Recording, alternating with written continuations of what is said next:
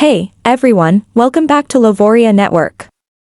I'm so glad you're here because today's story isn't just about heartbreak, it's about dignity, strength, and how calm can sometimes be louder than rage.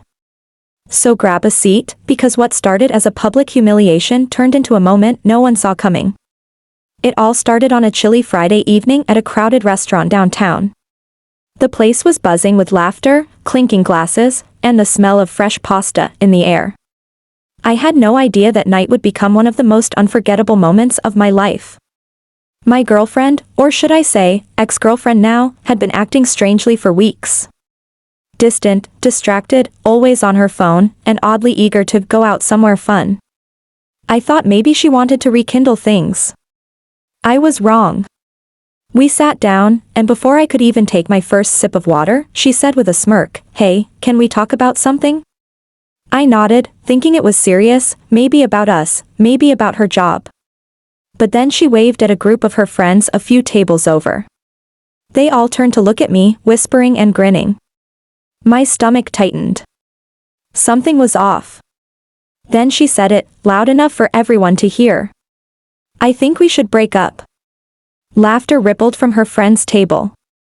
She wasn't breaking up with me. She was performing.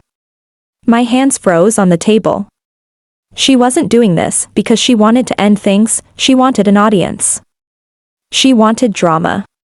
I remember staring at her, trying to find the person I loved in that smug expression, but all I saw was someone I didn't recognize. "You planned this?" I asked quietly. She shrugged. "Well, you always said I love attention. I thought I'd give everyone a show." Her friends laughed again. My chest burned, but not with anger, with disappointment. People started turning their heads from other tables.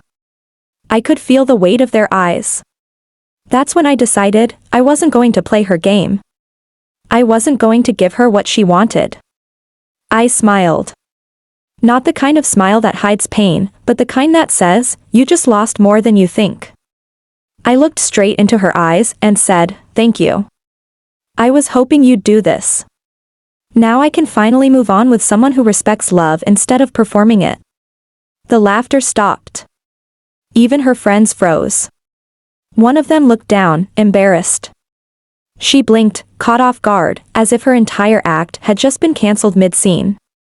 I stood up calmly, left a few bills on the table, and said softly, "Enjoy the spotlight while it lasts." The room was silent as I walked away.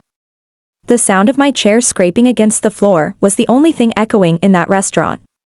I didn't look back, because some moments deserve no audience. Later that night, she texted me. "You didn't have to embarrass me like that." I laughed at the irony. I didn't even reply. There's something powerful about silence. It says what words can't.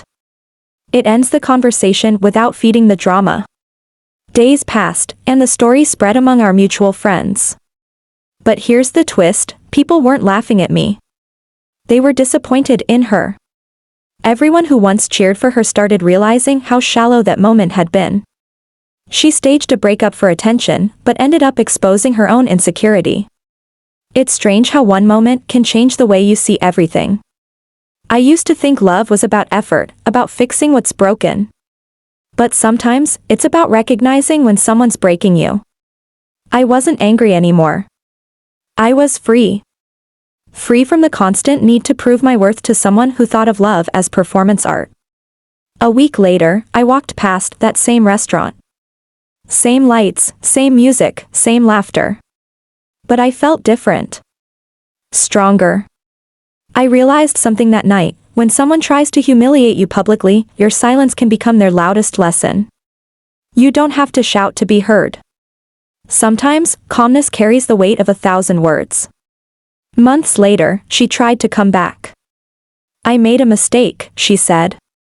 "I didn't think you'd actually walk away." I smiled again, that same calm smile that once silenced a room. "You didn't lose me when you staged that breakup," I said. "You lost me the moment you thought my love was a game." She cried that time, not for the breakup, but because she finally understood, I wasn't trying to win anymore.